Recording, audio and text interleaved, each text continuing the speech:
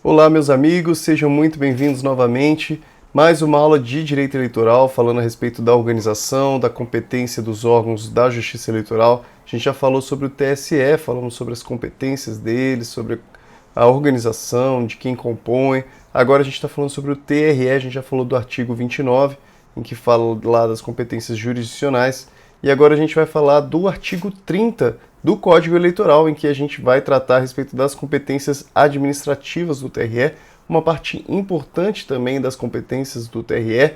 E normalmente quando a gente fala em questão administrativa, a gente nem fala em competência, porque competência ela seria uma subdivisão da jurisdição. Então quando a gente fala a respeito de parte administrativa, de essa função administrativa, a gente fala de atribuição e não de competência, mas é normal também a gente ouvir o termo competência a depender aí do autor, a depender do legislativo também, que às vezes não utiliza do termo mais técnico. Então a gente vai entender aqui as atribuições do TRE. Essas questões administrativas elas são muito importantes porque é o TRE quem organiza as eleições. Isso daqui é puramente administrativo. Pense aqui você em logística, de levar urnas para os locais de votação, organizar cadastro eleitoral, permitindo ali que esteja acompanhando quem são todos os eleitores, né? Quando uma pessoa falece, tem que ali estar cadastrando, tem que estar organizando a sua própria secretaria, o seu regimento interno, né? Tem tudo isso aqui, tudo isso é muito importante. Deixa eu colocar aqui para a gente poder já ir acompanhando aqui. Então vamos lá. Artigo 30 do Código Eleitoral, como eu falava para vocês, compete ainda privativamente aos tribunais regionais elaborar o regimento interno. Regimento interno é aquele documento, aquela lei, digamos assim, né, aquela norma que trata a respeito de questões internas do tribunal. Então aqui ele vai trazer ali, por exemplo, as composições, vai trazer ali o quórum para as decisões, vai trazer algumas das organizações de secretaria, tá? Questões relevantes ali de pauta também, do que vai ser discutido nas reuniões, tudo isso vai estar no regimento interno. E quem realiza, né, quem cria o seu próprio regimento interno é o próprio Tribunal Regional Eleitoral. Organizar a sua secretaria e a sua corregedoria regional. Agora aqui em TRE a gente está falando a respeito de regional, não mais corregedoria nacional. Provendo-lhes os cargos na forma da lei e propor ao Congresso Nacional, por intermédio do Tribunal Superior. Aqui ele precisa dessa intermediação do Tribunal Superior, ele não faz diretamente, mas ele pode sim propor também ao Congresso Nacional, embora por meio do TSE, ele pode então propor a criação ou supressão de cargos. Tá? Então cria ou subtrai os cargos e a fixação também dos vencimentos, que são aqui as remunerações do pessoal aqui que trabalha no Tribunal Eleitoral.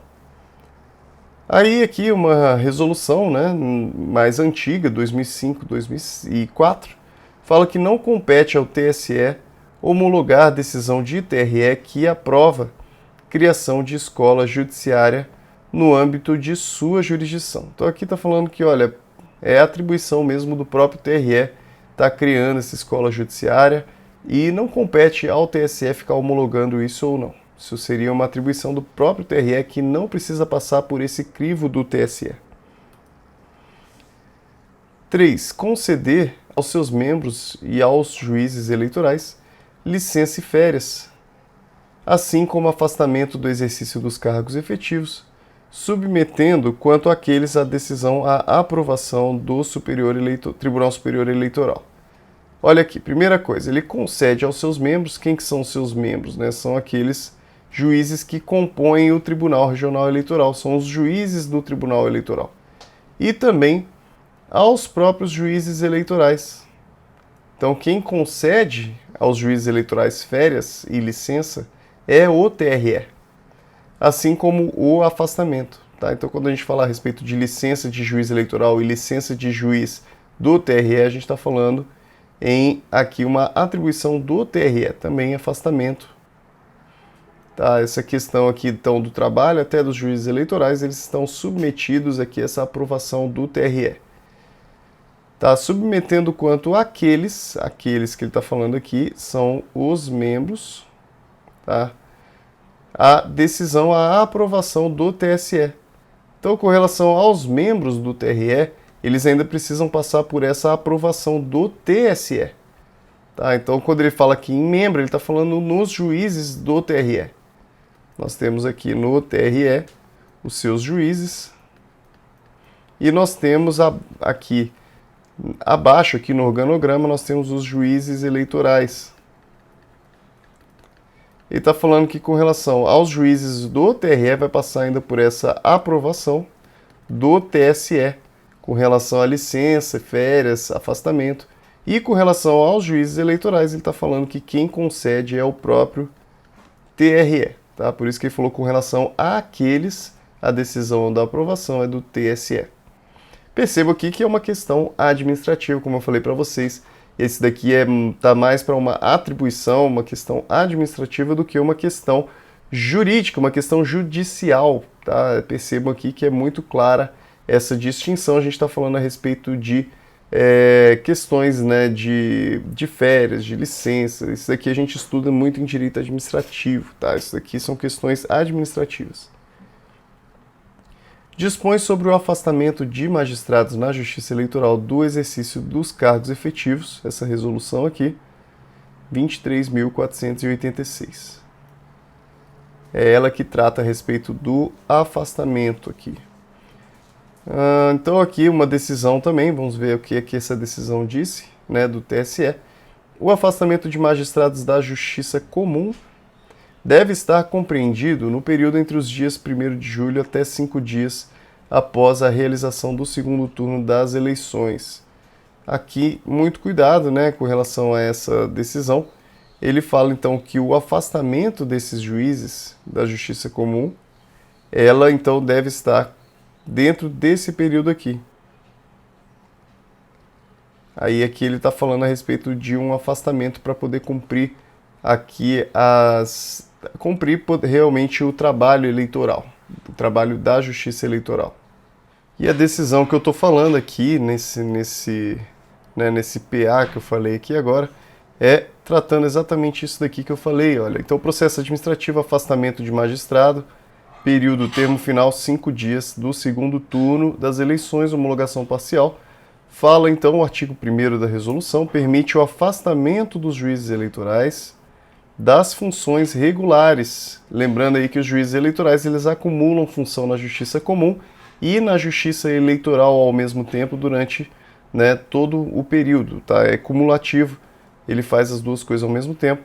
E ele fala que isso pode ocorrer, então esse afastamento das funções regulares ocorre de forma excepcional. Tá? Isso não é o mais comum, esse afastamento aqui não é o mais comum, porque o mais comum é realmente cumular as duas coisas, em razão do acúmulo de serviço durante o período eleitoral. Então eu estou falando aqui que se realmente ocorreu ali algum acúmulo excessivo, algum acúmulo fora do normal, aí sim seria possível aqui por meio dessa resolução, esta Corte Superior, ao estabelecer no julgamento do PA número 19.539 a possibilidade de afastamento no período compreendido entre 1º de julho até 5 dias após a realização do segundo turno das eleições, utilizou como critério o princípio da razoabilidade e também o limite temporal fixado no artigo 94 da Lei 9.504, não havendo motivo para a alteração do referido entendimento, há óbice, então há impedimento ao deferimento do pedido de afastamento, cujo termo final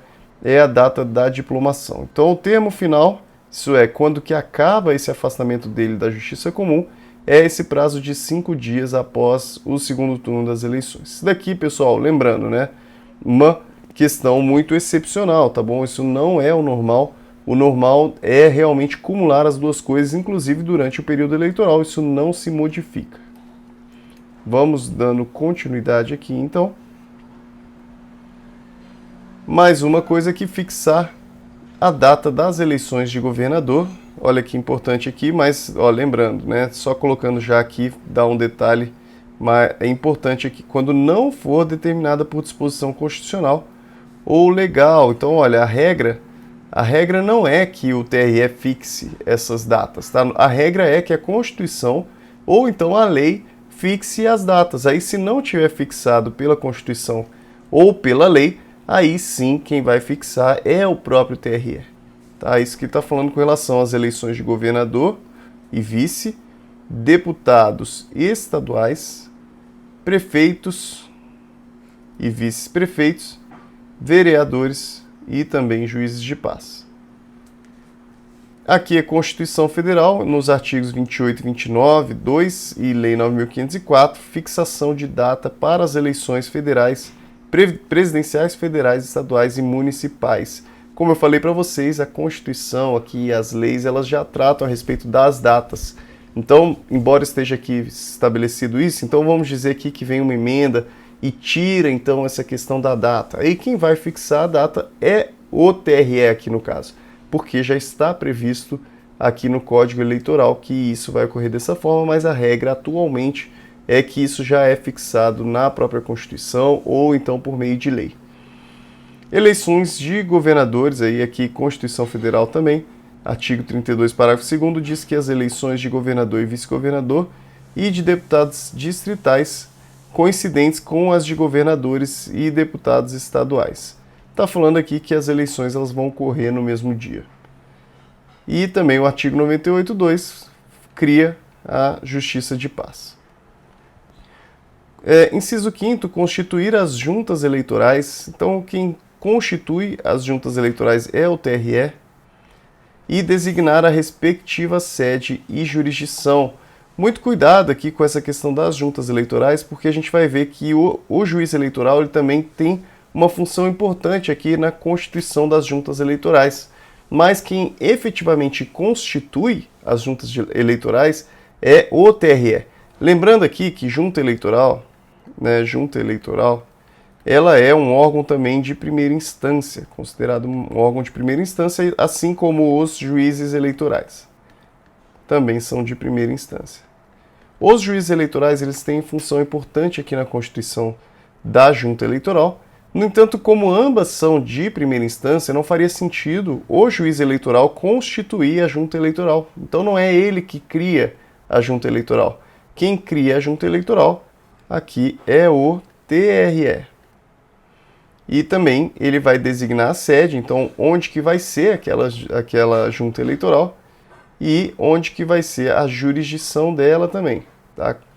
E isso daqui, pessoal, junta eleitoral é muito importante com relação aqui, principalmente a contagem de votos. Contagem de votos, também resolver com relação a reclamações durante aquele período de contagem. Tudo isso aqui a gente ainda vai estudar. Indicar ao Tribunal Superior as zonas eleitorais ou sessões em que a contagem dos votos deva ser feita pela mesa receptora. Isso daqui também, olha, uma exceção da exceção, indicar pro TSE onde que deve ser, então, feita aqui a contagem pela mesa receptora. Em regra, a contagem não é feita pela mesa receptora. Atualmente, na verdade, a contagem ela é feita, inclusive, até pela própria urna eletrônica, né, hoje em dia, e isso daqui passa depois para o Tribunal Regional Eleitoral. Então, lá nos juízos eleitorais, é realizada aqui aquela juntada ali, juntam todas aquelas informações por meio daqueles BUs, daquelas mídias de resultado, e tudo isso é transmitido para o Tribunal Regional, né? Então, essa atualmente é a regra, mas caso seja necessário ali fazer uma contagem por meio da mesa receptora, né, aí uma situação muito excepcional, teria que ser indicado pelo Tribunal Regional Eleitoral ao TSE, porque aí, como é tão excepcional essa situação, é importante que o próprio TSE saiba aqui que está ocorrendo isso. Apurar com os resultados parciais enviados pelas juntas eleitorais. Como eu falei para vocês, olha, a junta eleitoral ela está muito relacionada à contagem de votos, à transmissão de votos. Então, o TRE, o Tribunal Regional Eleitoral, vai apurar com os resultados parciais enviados pelas juntas eleitorais os resultados finais das eleições de governador e vice-governador, de membros do Congresso Nacional e expedir os respectivos diplomas, remetendo dentro do prazo de 10 dias após a diplomação ao Tribunal Superior cópia das atas de seus trabalhos. Pessoal, olha aqui que importante. Essa daqui, uma das principais competências, uma das principais atribuições do TRE, relacionada aqui a essa apuração dos votos. Então esses votos aqui, vamos dizer lá que ocorreu em um município, né, nos municípios lá A, B, C, etc, né? E depois que ocorrer esses votos, vai lá para a Junta Eleitoral poder fazer aquela contagem de votos. Depois que realiza essa contagem de votos, eles vão mandar esses resultados. Eles enviam esses resultados para o TRE. Isso daqui, esses resultados que são enviados, é o que se chama aqui de resultado parcial. Esses resultados parciais, eles vão ser enviados aqui para o TRE com relação às eleições de governador, vice-governador, membro do Congresso Nacional que ele está falando, então, é senador e deputado federal.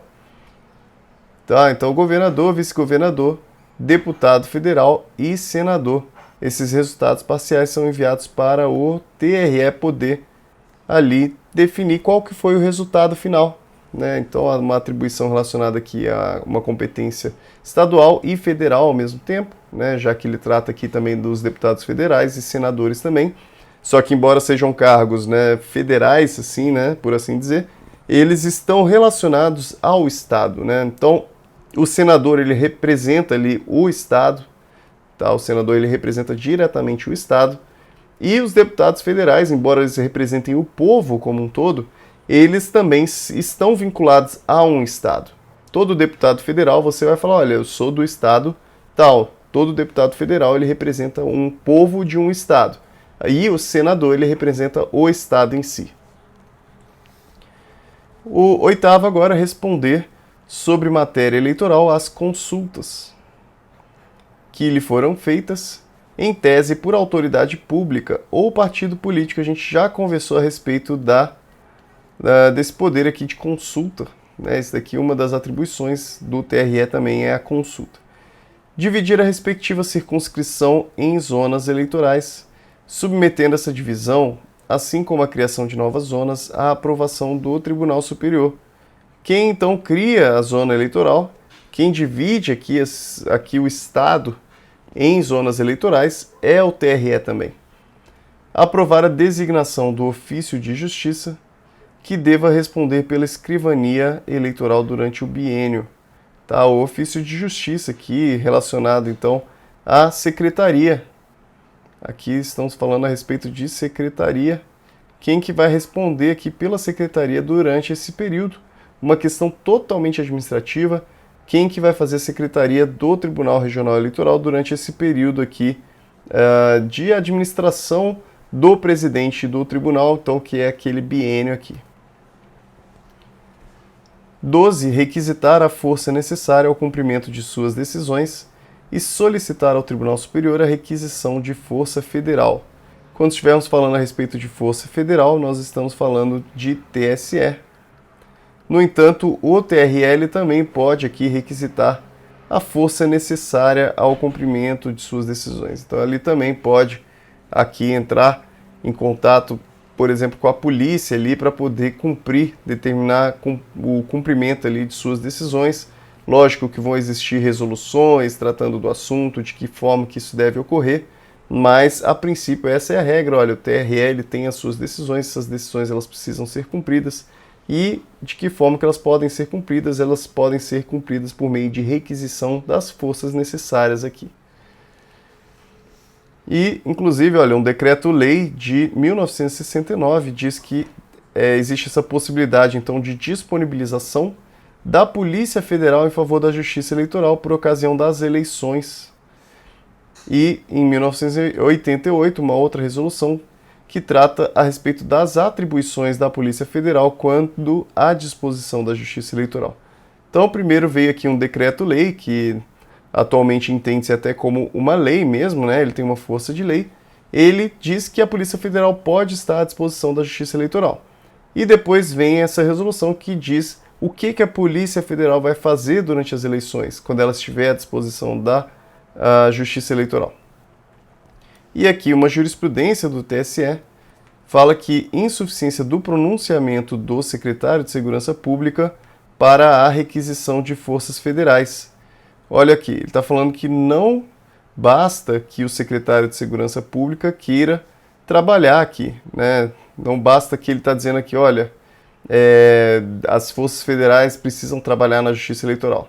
Então não basta o secretário de Segurança Pública, é necessário que haja uma requisição da Justiça Eleitoral. Percebem aqui que a Justiça Eleitoral, se ela não fizer essa requisição, não basta, né, o secretário de Segurança Pública que está vinculado ao Poder Executivo, não basta ele chegar e falar que vai mandar ali as forças para poder cumprir ali as coisas da Justiça Eleitoral, ele entender, por exemplo, que a eleição está uma bagunça e ele quer mandar as forças para lá. Ele está falando aqui, então, essa decisão do TSE, está falando que depende, sim, de um pedido da Justiça Eleitoral.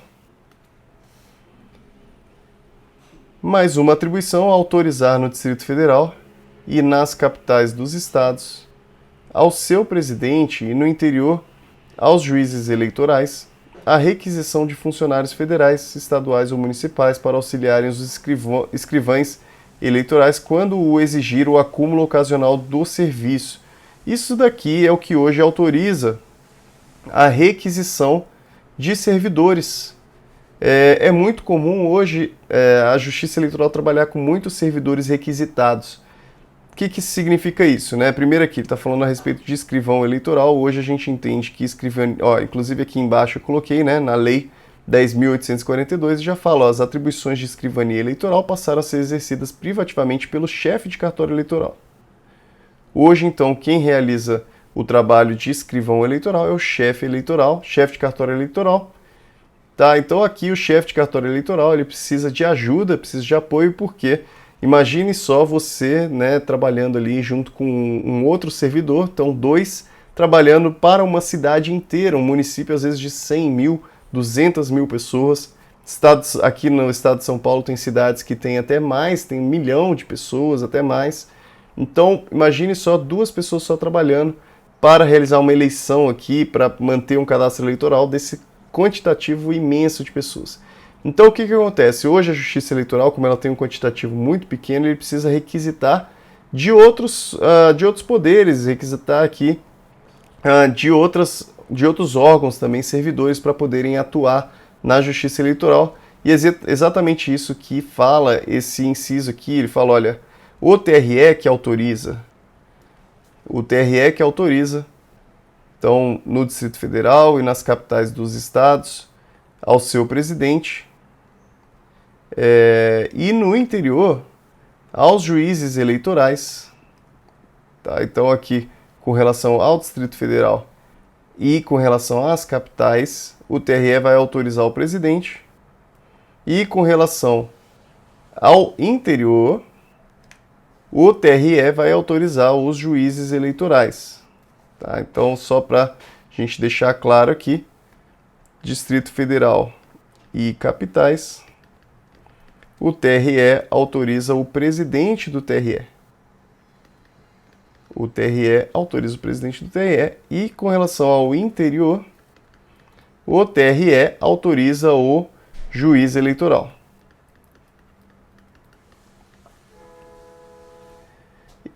Então, requisição de funcionários federais, aí pode ser de qualquer órgão aqui, de um órgão federal, pode ser de um órgão estadual e de um órgão municipal também. Isso não tem distinção, pode vir da União, pode vir dos estados, ou Distrito Federal, ou municípios também. A regra aqui que diz, né, quando exigir o acúmulo ocasional de serviço, mas hoje em dia acaba sendo a regra aqui requisitar servidores.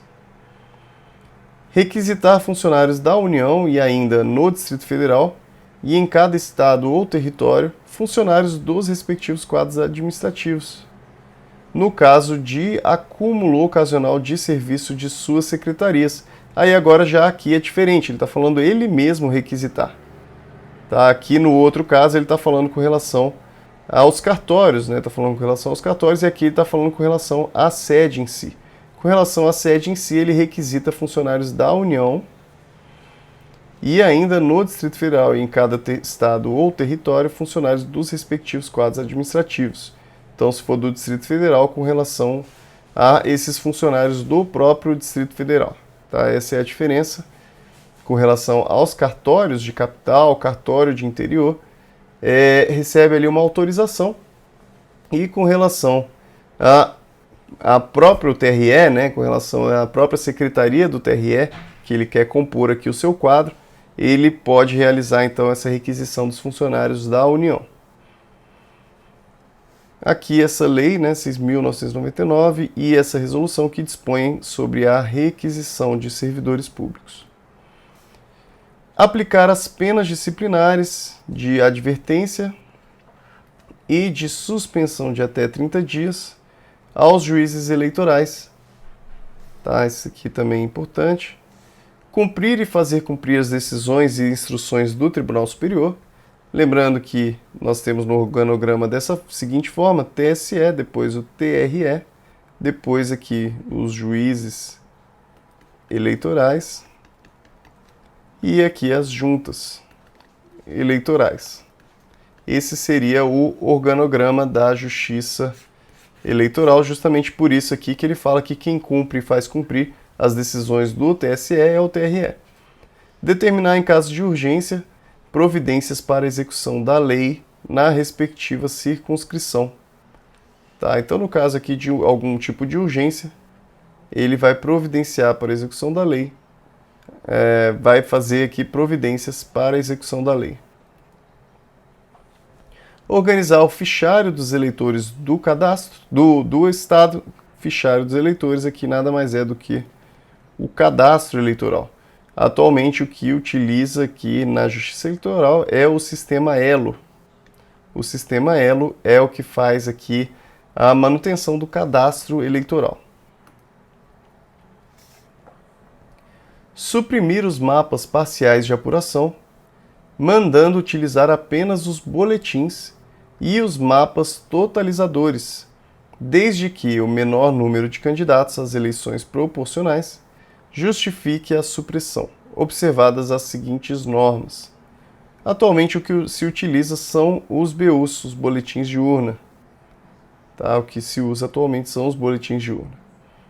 Qualquer candidato ou partido poderá requerer ao Tribunal Regional que suprima a exigência dos mapas parciais de apuração.